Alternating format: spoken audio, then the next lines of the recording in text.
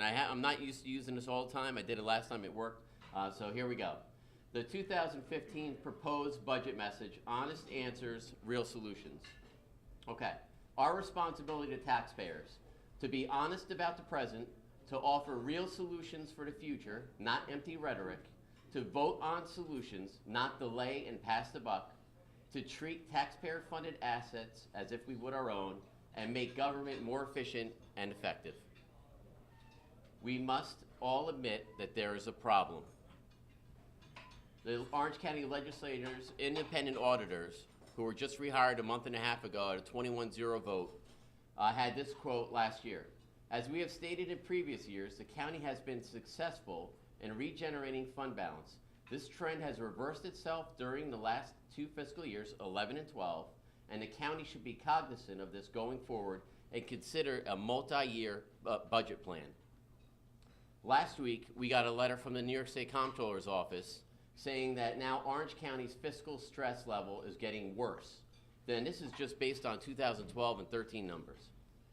As a matter of fact, our fiscal stress score went up 50% just in that period. Months ago, I told you that Moody's would likely tell us that there's a problem, and now they have. Here's what Moody's said about Orange County's fiscal gimmicks. And this is not a reflection on the county executive or the legislature in the room. This is a reflection of not being able to make a decision over the years. And we're going to get through it. Again, I said this at the breakfast a month ago. The county's downgrade reflects an ongoing multi-year trend of operating deficits and declines in reserve levels. Here's what happened March 14th. We got our first downgrade. Then again, this past August. At the same time, Rockland County's bond rating went up. And I say this for 2 reasons. A month and a half ago at a legislative meeting, one of the legislators said, who cares about the bond rating? Everybody else is going down. Rockland's going up. Another legislator last month after the last bond rating said, what's $500,000 extra a year to the taxpayers with a $700 and something million budget? But I'm going to show you the impact on the business community and the public, and I'm going to show you how we're going to get out of this. So here's a quote from the Rockland County Times in July. The positive outlook reflects our expectation that the strong budgeting practices will continue, resulting in improved financial operations in 14 and 15. In addition, management recently announced the transfer of the county's mental health facility to Nyack Hospital and the sale of the county nursing home, likely resulting in significant expenditure savings over time. Munistat Services is a financial advisor to the local governments. They represent people from Walden to Chester to Deer Park to Newburgh and all in between in Orange County, as well as a number of counties around the state. This is what the impact of the downgrade means. Number 1, to economic development, the people in this room. The county struggles can also create a financial and psychological impact to underlying entities, both public and private. Is this a place where we want to do business, is what people are going to start looking at when they see this. The nature and scope of the county's recent downgrades may create a level of uncertainty. Investors bet with emotions, and any doubt causes one to proceed with caution. Here's what the impact has on Orange County. It should be noted that for the first time in 7 years, maybe longer, Eddie could probably verify this, it was necessary to purchase bond insurance on the last bond sale for the county. Bond insurance is only necessary for entities rated below a certain level and is there to pay the bondholders in case of default. Risk of default from Orange County. This is a clear message from the investment community that in order to better market the bonds, the county requires some type of credit enhancement. Here's the long-term impact. There is a perception that the management has shunned its financial responsibility. Even after some of these counties recover, the depth of these problems will stick in investor minds for years to come. That is why I said the same thing last night.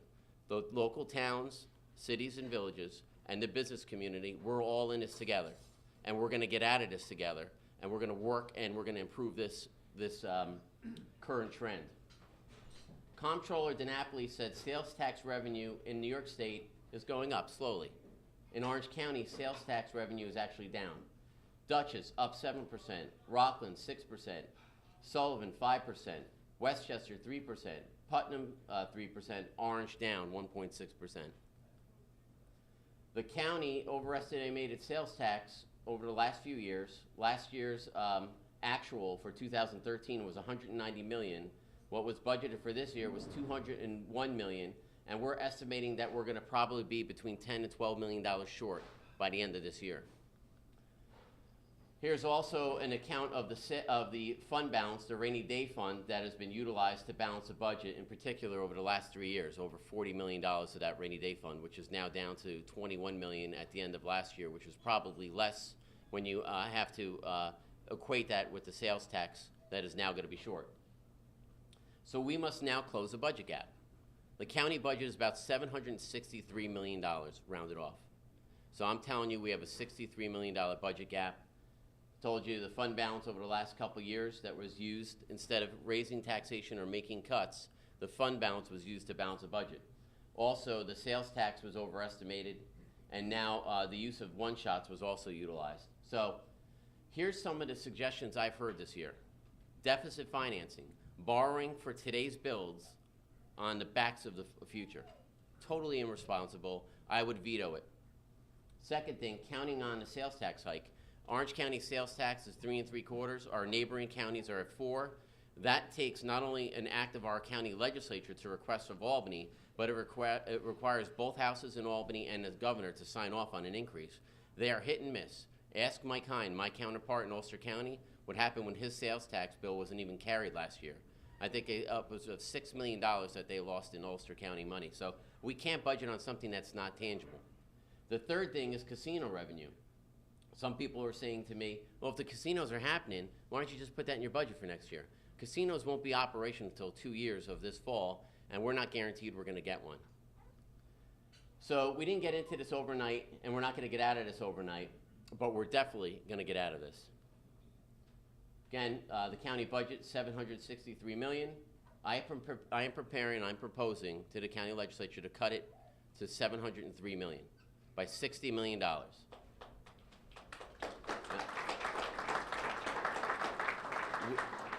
We have a $63 million budget gap, and we need to fill it. Here's my proposals for filling the gap. In the past, there was $40 million used for surplus. We have to use $10 million this year. Tobacco settlement monies, $8.4 million. Reserves, $12 million. Tax overlay, $2 million. Additional taxation staying below the cap, $1.7 million. Early retirement incentive. When we introduced it, people said you wouldn't get 14 people. We had 131 submit at the end of Monday. We're budgeting for 115. That's going to save us $3.4 million.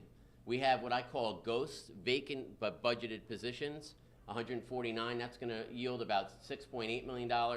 And between my department heads and my executive staff, we made 3.7 further cuts, which amounted to about $48 million in the cut from 763. That still leaves us at least $15 million in the gap. Option 1. 20% property tax hike will crucify the business community, and it will crucify the residents of this county. I will veto it. Option 2, massive layoffs. I'm talking 422 layoffs. These are the potential impacts of those layoffs. Will totally decimate government services. I know Eddie Diane is looking at this because he's familiar with county government, and he knows what this will do to county government. And so will Shannon Wong. She knows this as a legislator. Department of Social Services, 203 jobs. Corrections, 32. 6 out of mental health, 20 out of health department, 26 out of public works. All the essential things we need to function as a government will be hurt because of fiscal irresponsibility. Option 3, you've heard this before. Treat Valley View, our nursing home, like the other nursing homes in Orange County. We have 9 private nursing homes in Orange County that don't get 1 penny of taxpayer money, property taxpayer money. So these are our options for filling the gap. This is really what's left on the table here, folks. 20% property tax hike, which I have promised to veto. They need 14 votes to override me. The Chamber of Commerce did a poll, and that's why I'm here today. You did a poll, and I know the new leader, Lynn, is being more aggressive than ever and trying to take the issues of today to you to see where you stand on things. The poll that was done earlier this year, #1 issue to Chamber of Commerce, to the businesses, we're concerned about taxes and government getting in the way. Not a shocker. Yesterday, CNN said 2 out of 3 Americans are worried about the economy and taxes. That's what I think this whole room represents. Taxpayers can't afford that. Option 2, I told you these painful layoffs would have a serious impact on public health. The third would be to sell Valley View by May 1st of next year. The average sale has been 90 days in New York State. And there's 9 other facilities that I said are doing that right now in Orange County, operating without property tax. Well, this past week, we had what I call the final 4. The final 4 bidders of Valley View came in. 2 out of those 4 promised to keep every employee. Every employee. Nobody loses their job. Some of them even have an arrangement with the existing union today, CSEA. So today they work for the county, tomorrow they could work for the private sector, and nobody gets laid off. On top of that, they would, all the 4 bidders had major incentives and intentions of putting massive amounts of investment in these facilities. And I'll give you a couple. One of them wanted to do a cardiac rehab center in there. One of them is married to Toro, one of the sexiest things to happen to Orange County in the last 2 years, bringing a medical school to Orange County. So one of them even married to Toro, where they would not only keep the employees there now, but add a few hundred more. In addition, have a 90-bed pediatric care facility, a daycare center for seniors, and senior housing.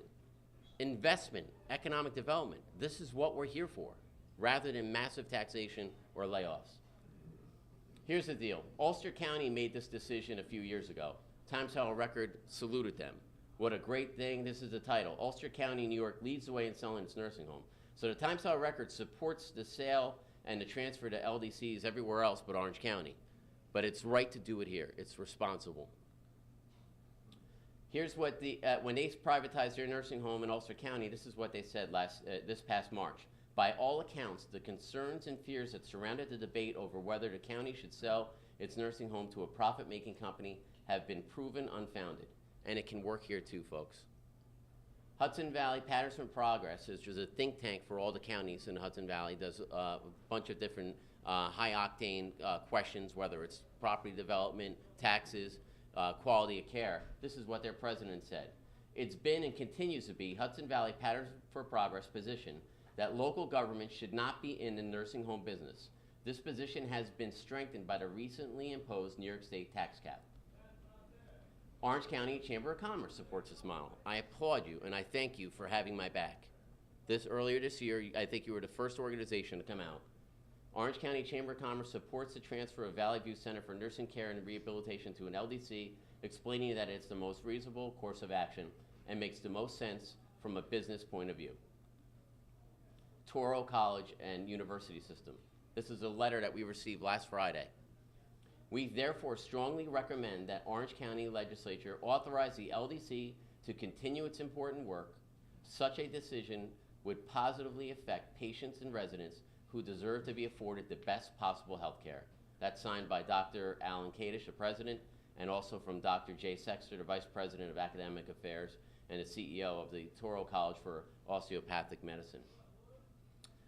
4 outstanding offers, just want to reiterate them again. Continued care for our residents. Not one resident would be thrown out of any of those 4 bidders. Not one resident. They've even said that if they can't afford to pay, they'll pay the bill for them. And that's been their track record with the New York State Department of Health. Hard to say no to that, folks. Jobs would be preserved, like I said. Services would be expanded. And expanded healthcare opportunities, like I said, the marriage with Toro, or the cardiac care center that was being proposed by another bidder. Lots of different things. We must act today in order to preserve tomorrow, and let there be no misunderstanding. We are going to begin today. That's Ronald Reagan in 1981. Balance the budget today. Invest in 2016 and beyond. Earlier, you saw the reference of a need for a multi-year budget plan. So the 2012, 13, 14 budgets typically relied on $50 to $60 million each year in one-shots, with no plan for the future. That must change. Here are some of my suggestions for long-term budgeting. Consolidation of county departments, expanded economic development, supporting this chamber 150%, and supporting the Orange County Partnership 150%. Bringing sales tax rate in line with neighboring counties, that's one of the proposals out there. continue to use attrition to save workforce costs, could generate an additional $3 million, utilize proceeds from the sale of the nursing home, intelligently market county property to generate at least $5 million.